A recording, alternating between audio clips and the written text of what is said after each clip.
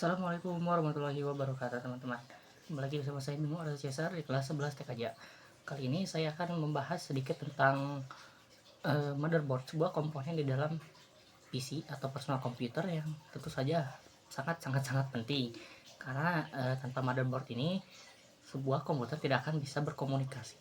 Jadi dari dari prosesor, RAM, VGA kalau ada, kemudian dan bahan-bahan lainnya pokoknya nggak akan bisa bekerja lah kalau nggak ada motherboard.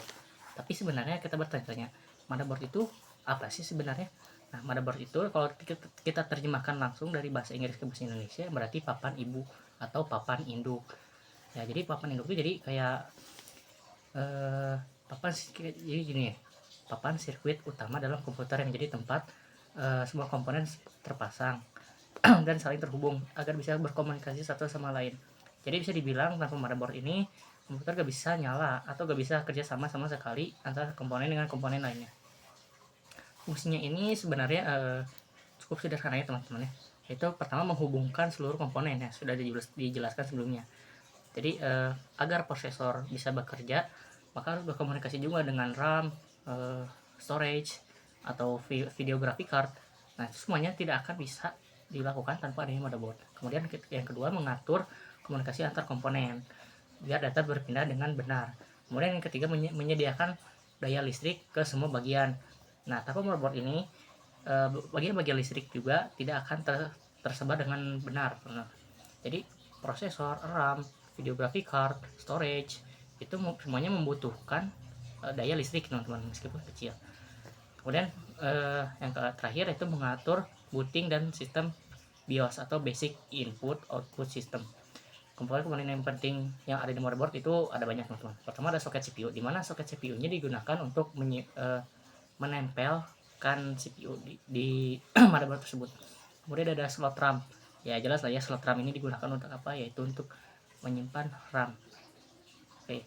Kemudian dari chipset ini mengatur komunikasi antara bagian-bagian yang ada dalam motherboard. Kemudian ada slot PCI atau PCIe. Di motherboard modern biasanya digunakan PCIe untuk memasang video graphic card, sound card atau LAN card dan lain-lainnya.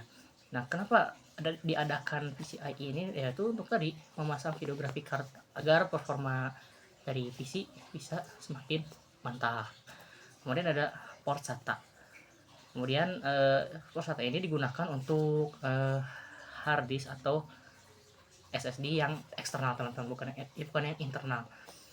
Nah, kemudian port USB, LAN, audio, HDMI. Nah, itu digunakan di bagian biasanya dipasang di bagian belakang motherboard. Udah jelas lah ya, port USB, LAN, audio dan HDMI itu buat apa.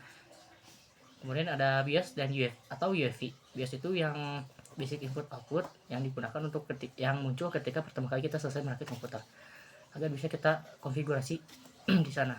Kalau UEFI ini versi modern dari BIOS teman-teman.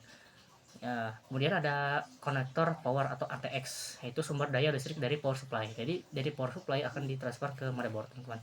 Nah, motherboard ini juga memiliki beberapa varian. Pertama ada ATX yang ukurannya sangat besar, bisa digunakan di desktop biasa. Kemudian ada micro ATX yang lebih kecil dan lebih hemat tempat. Kemudian ada mini ITX, ini paling kecil dan cocok untuk komputer mini atau PC yang rakitan hemat daya. Selain itu, setiap motherboard juga harus sesuai dengan jenis prosesor. Jadi jadi tidak semua prosesor bisa masuk ke satu motherboard yang sama teman-teman. Oke, cukup sekian dari saya. Mohon maaf atas ada kekurangannya. Wassalamualaikum warahmatullahi wabarakatuh.